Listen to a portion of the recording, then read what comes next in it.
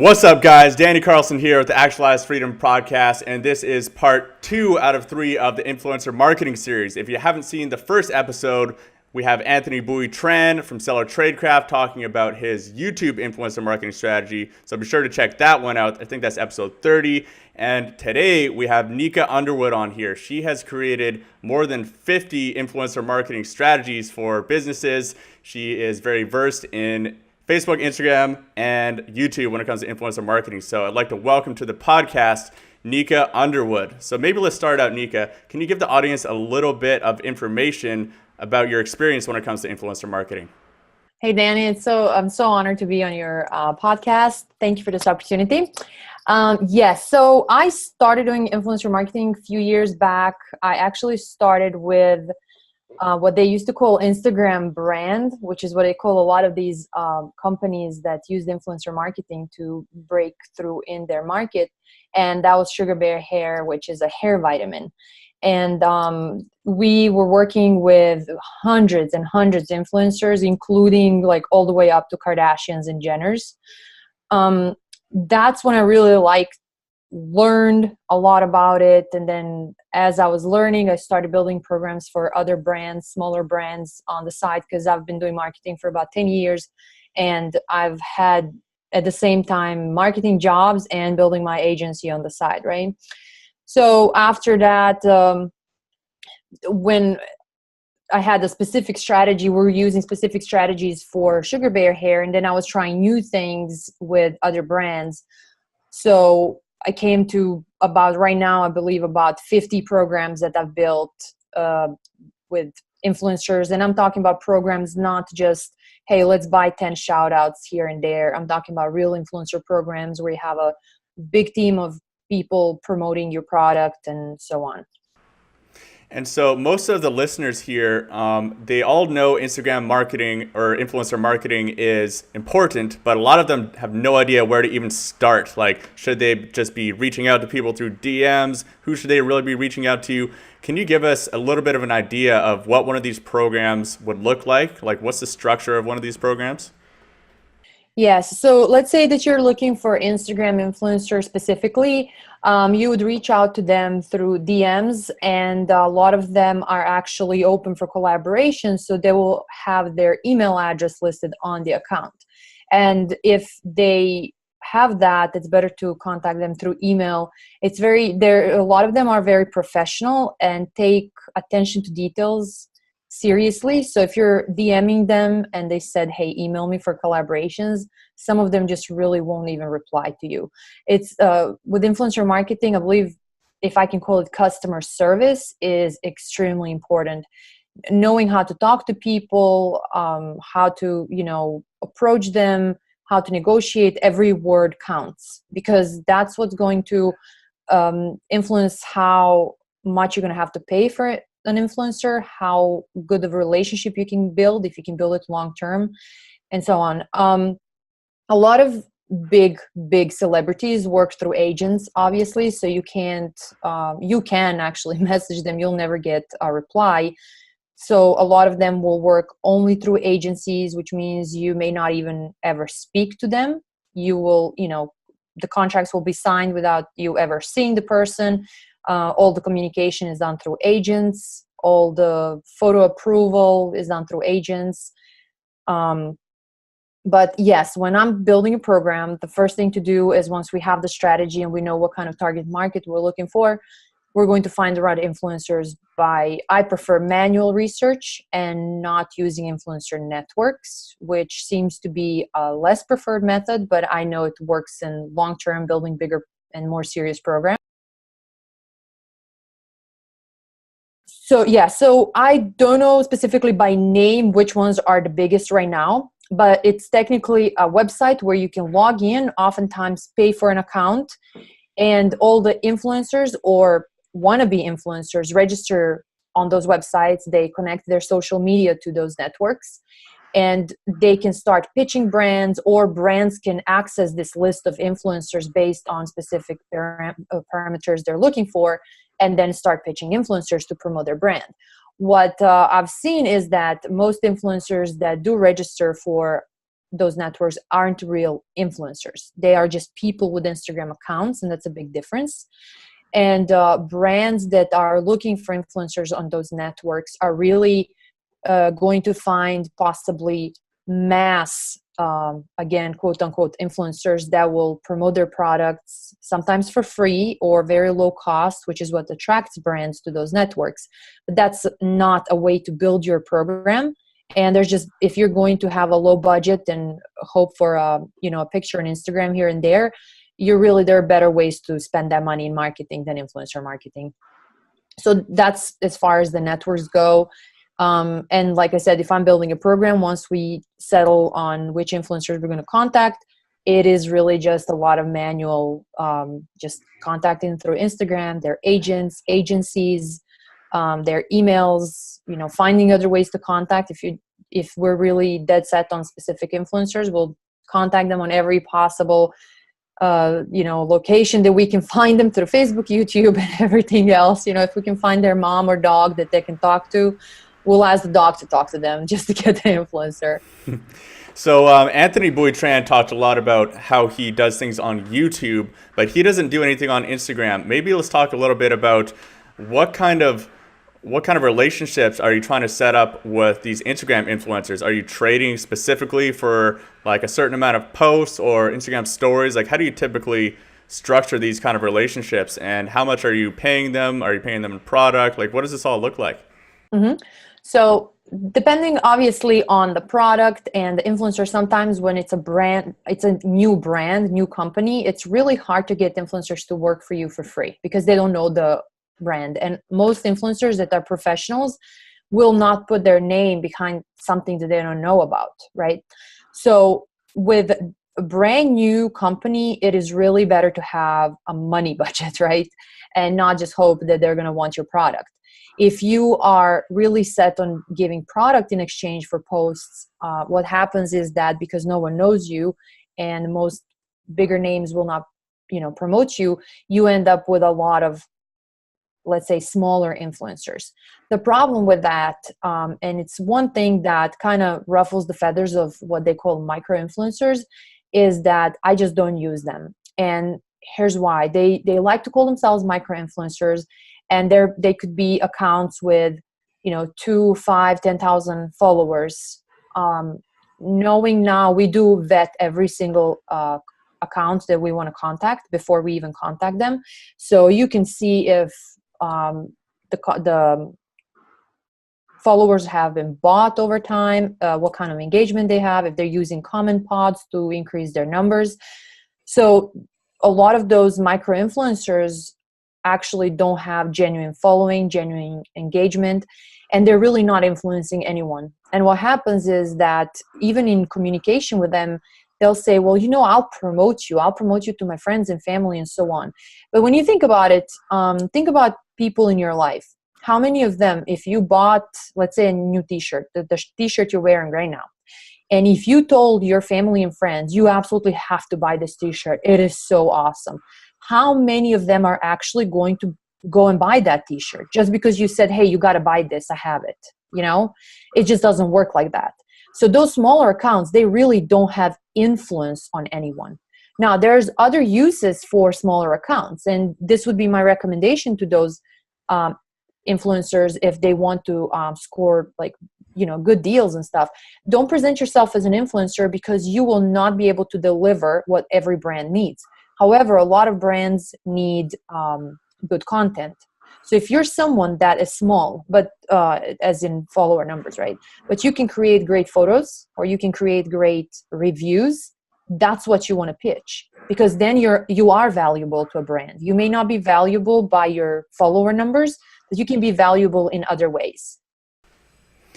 Okay, so Instagram's a bit of a tricky one, right? Because you can only have one link in your bio, or you can do like an Instagram story swipe up campaign if they have more than 10,000 followers. So how are you structuring that? Because you want to link back to your own landing page or to Amazon or whatever, right? You don't just want them to post a picture of your brand and tag you and be done with it, or do you?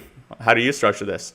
That's a great question. I actually don't count and hope on those influencers to make actual sales, because most of them will not.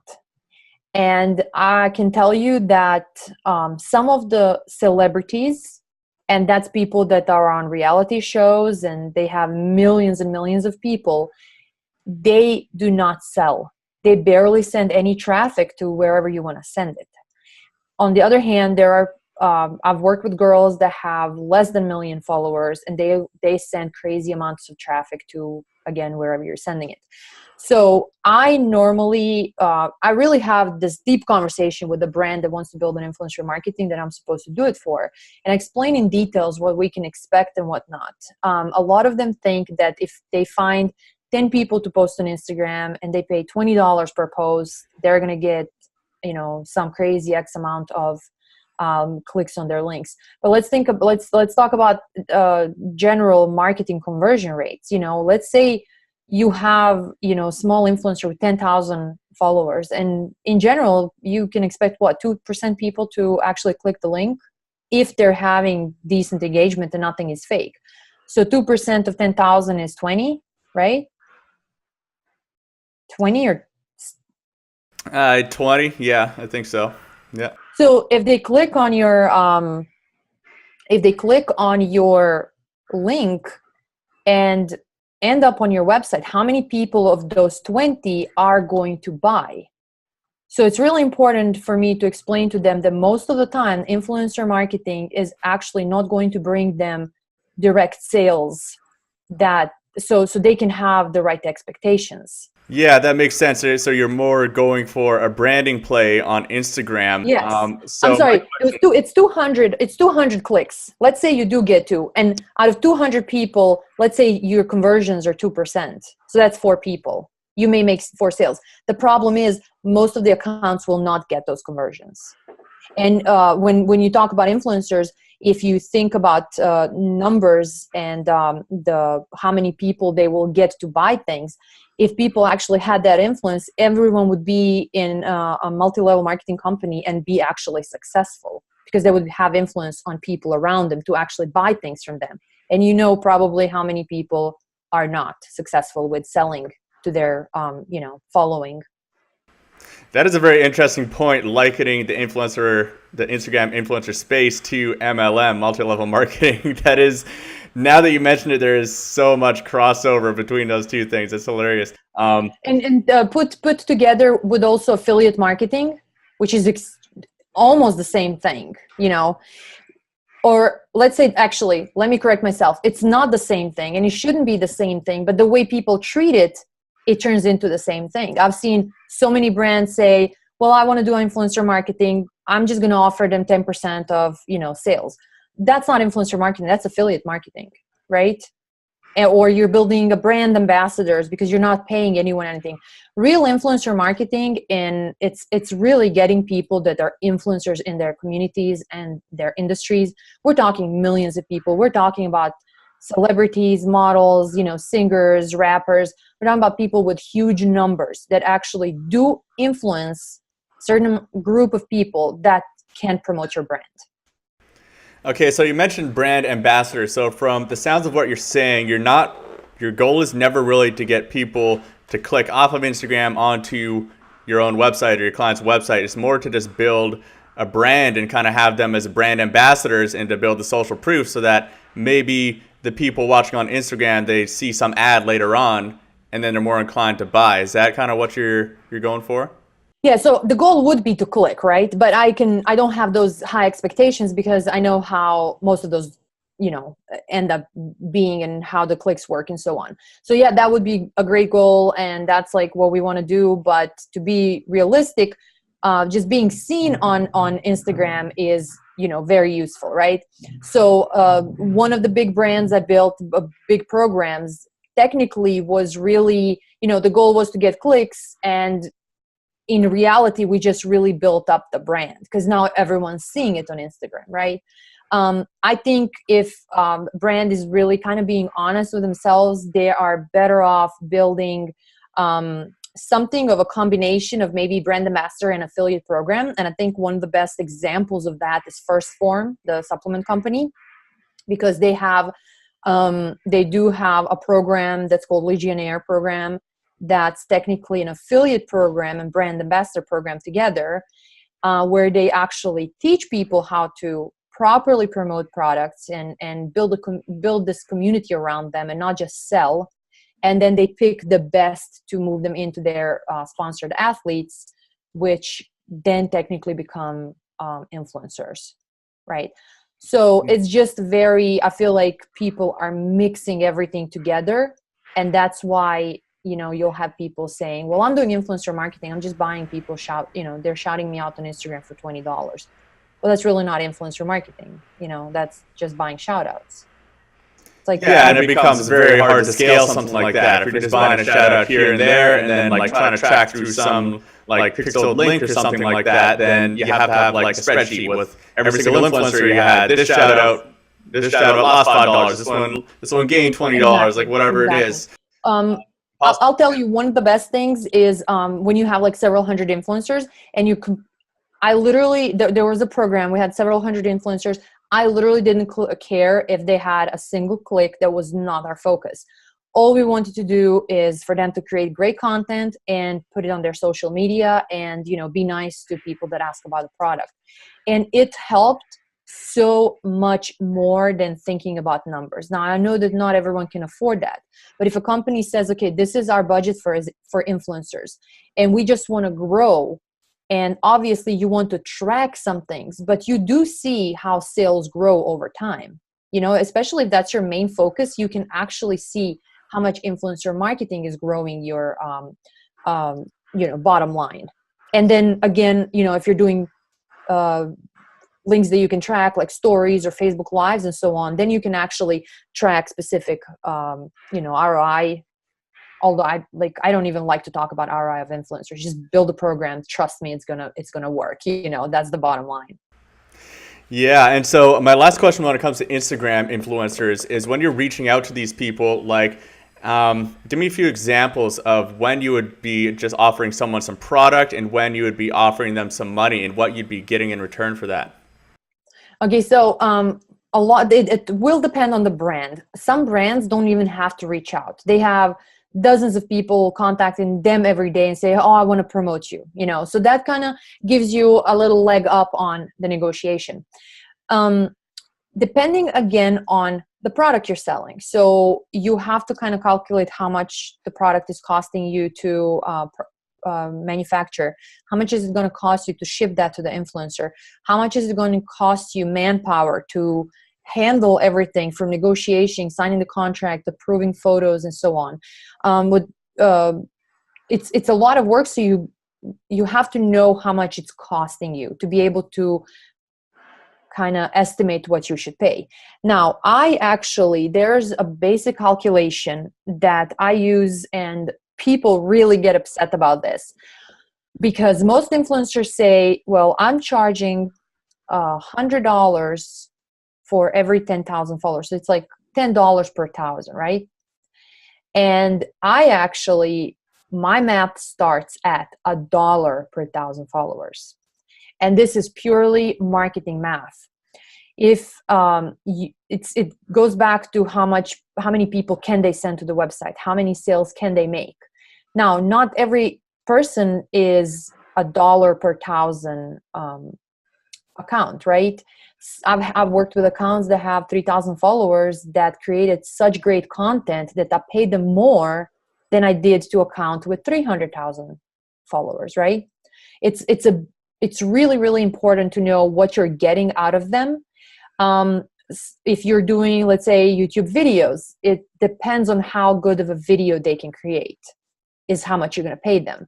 Some people are beginners, but they have maybe 3 videos on YouTube. But when you see what they can do, they're worth any money they ask for because you're going to get such amazing content and you can reuse later. You can reuse it in your marketing. You can use it in your ads. You can use it as, review on your website. There's just so many uses you can get out of the content that your brand ambassadors, influencers, whatever you want to call them, actually can, they create great content.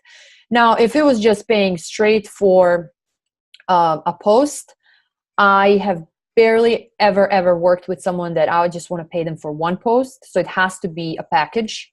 So minimum would be like, let's say 3 to 5 posts. Stories are extra depending on, sometimes I will negotiate for them to throw in a couple of stories, but it's not important to me unless they can show that they really get a lot of engagement and clicks on their stories. And so what are you asking for typically? Like three to 5 posts over a specific time period? Minimum. 3 to 5 posts is the minimum, but my goal is to get them to constantly work with me. So I actually try to explain that at the beginning, that this is just a trial. 3 to 5 posts is a trial to see if, how it is to work together. But my goal is always to build a relationship with the influencer, because when people see that this influencer is committed to a company, they start believing in the company more. When you go to an account that has 1 billion reviews, that like almost every second, third post is a review of a product, how much do you trust that person? They obviously will review and promote anything. And this is another reason why I don't like to work with influencer networks, is because the people, like the accounts on those networks, will all not all the time, but almost always will take any promotion they can get, right? So it's just like, I'm very, very picky. Very picky. I want to work with people that don't work with a lot of companies. If they do work with, a few companies, I want to make sure they're not in any way competing with my client's company or product. It's great if they're complementary. That's actually really good, because it just looks more natural. And at the end of the day, a lot of times I do ask them, depending on the product, I do ask them to actually use the product. At times they would review and say something they didn't like about the product, and they'll be like, hey, do you think I should change that? No, unless you're lying about something. There's just people that sometimes you'll use a product and you'll get results that the company promises, but you may have something you didn't like about it. You may not like how you apply the cream, or things like that. Just say that. It's not a break for the company. It's not going to ruin a company if you say, well, I don't really like the consistency, but I really do like the product.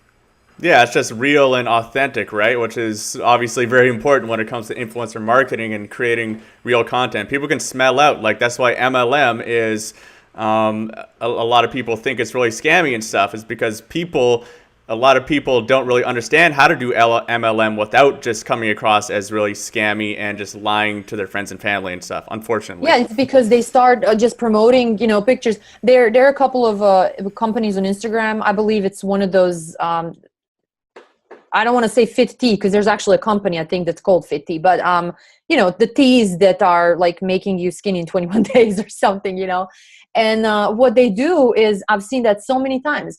You have suddenly this flood of photos of their product on so many Instagram accounts that it's a photo of a product. Like, I never, ever allow my influencer to post a photo of a product from the website or something that we put out. It makes no sense. You have the product in hand, use it, take pictures with it, So, you flood the market with photos of your product with no person in it. They're not using it. No one's talking about it. They're just saying, oh my God, this tea is awesome. Try it. Why? Did you try it? Totally. It's got to be native to the platform, right? And speaking of platform, you also mentioned that you like to leverage Facebook for influencer marketing as well. What are some of the key differences when you're talking about influencer marketing on Facebook instead of Instagram? Well, one of the favorite things for me is Facebook Lives, right? Because you can then run ads. So a lot of influencers that we've done that with, we'll just run ads to their lives after they're done, or we'll have them help them promote it and so on. That's just something that you have to be sure that they can handle a live video, because not everyone can, right?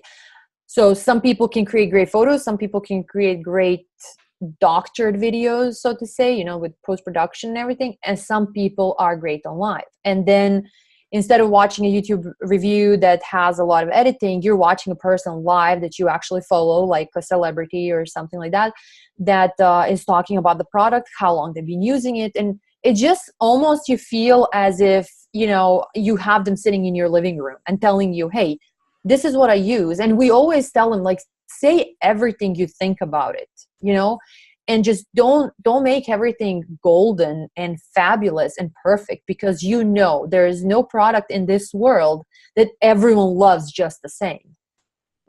So if you are a person that's very genuine about your review, more people will believe you, and that's the goal. It's like when you go to a website and a product has 5 stars and like 4,000 reviews and the product's 5 stars. It's impossible, and I know a lot of companies will just like turn off the 1s and 2 stars and so on. Leaves at least some of them there. It makes no sense. There is no product in this world that everyone loves. Yeah, I mean, people can smell out the bullshit from a mile away when there's too many 5-star reviews, right? And for the And I don't understand, brands don't understand that. Oh, just do a review, but say this and this. I don't want you to say what I tell you to say. I may give you talking points, as in you need to mention this and this. Like, you need to mention the product is made out of this, or product is made in USA. Whatever's the selling point the brand is going with. But I need you to say the truth as well. Yeah, and it just comes across so like a Chinese company who's just like gaming the system or something like that. And for the real marketing nerds out there, how are you structuring this exactly? This is the Facebook Live on this influencer's on their personal Facebook page, and then once the live is done, you would just go into your Facebook business account and run ads to that live that is completed. Yes. So they just add us as admin to the ad account, and we just run ads. So good for them, good for us. We can then use the audiences from that. If like I said, if they're good at the live, they're going to get great engagement during the live. People will share it. If we throw in a giveaway, that's going to go great. We've had where on a live it was an apparel company, just people like, hey, start a live, they don't know it's a giveaway, then you say, oh, it's a giveaway, share the live, and then it just goes crazy. It almost goes viral before it's even over. So it's just, you got to get the right person that's really engaging on live video. And like I said, yes, after it's done, you can run the ads. Obviously you can download that video and reuse it for any purposes that you want, which is really important to stress out in contracts of how you may use the content that they create. But you can run ads, reuse those audiences, create lookalikes, and you already know how the Facebook ad stuff goes. It's a lot of stuff that you can do with it. And of course, you would. This is on their ad account, the influencer's ad account. They add you as an admin, and then so you can operate on any of their audiences, and just like you're running the ad spend, but you have access to all of their custom audiences and like that. Yes. Now, obviously, we're paying for the ads. Right. So It's not like, hey, we're running your credit card into the ground. We do pay for the ads. But yes, we build our audience through their account. Okay. So just a technical question here. If you had your own custom audience, are you then you're gonna export it from your ad account and then import it into their ad account and then target that custom audience? No. So what I'm doing is I'm building a new audience. I'm not reusing mine. I already have mine. I'm going to retarget mine in my own thing. Like, is it email nurturing? Is it ad retargeting? I'm building new audiences. So influencer marketing for me is mostly, number one, is bringing new audience. Like, I don't want, for example, my influencers to go on the brand's Instagram and talk to people and say, hey, you should buy through my link or whatever, like if there's an affiliate side to it, right? No, your job is to bring new people to the brand, make it more visible, right? Don't touch my audience, don't mess with that, like just bring new people. And that's kind of like, people don't realize that. Again, I'm going to compare it to affiliate marketing. Affiliate marketing, when someone allows you to be their affiliate, they don't want you going on their Facebook page and poaching people there. They already got this customer. They want you to bring new customers. So in influencer marketing, really what you kind of want to do is get all these influencers to spread the word about your brand in their community and bring that community to your community, right? Yeah, I love that. I love that tip about Facebook Live here. And we're coming towards the end of our time here. Is there any is there any overarching tips if someone was really fresh and they don't have any Instagram or any influencer marketing campaigns built out at all? What do you think is the first step that they should do? How should they even start? You're talking about a brand that wants to build an influencer marketing program? Yeah, these would be people who have a physical products brand. They have the products, they're already up there, and they just want to build the influencer marketing program from scratch. So when it comes to building from scratch, my first thing would be like, if you don't have a serious budget to invest, don't do it. Just go with Facebook ads, go with Google ads. Kind of dabbling in it is not a solution, because just you're going to waste too much time on it and too much money when you really could get a better ROI from Facebook ads. Now, if you do have the budget and you plan to reinvest all the money into marketing over time to build your brand, which most people should do and most people don't, they just drain the business, they drain the money out of the business instead of reinvesting into marketing, really build it properly. And so what you want to do is you want to first figure out, obviously, who is your target audience. And here's a tip. You've seen so many Instagram accounts with girls that are, like always in bikinis and on beaches, gorgeous girls, like perfect bodies. They're doing, maybe fitness models and so on, right? And most of their accounts are full of pictures of them in bikinis. Like that's the main, we kind of call them bikini, bikini models. Let's I'm sure none of the guys listening follow any of those accounts. Nobody. Yes. So that was exactly my point.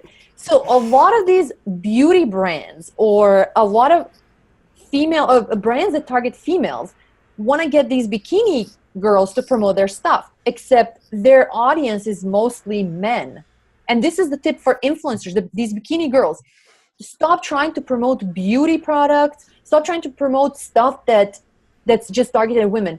Promote car tires. Promote whatever guys are buying, like gun cleaning oil. That's what you need to promote. That's your audience, So brands need to figure out exactly who their audience is and then who has that audience.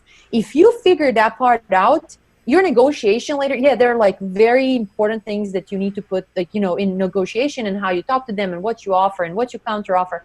But if you figure out who has your target audience, you are already like 99% of the way there.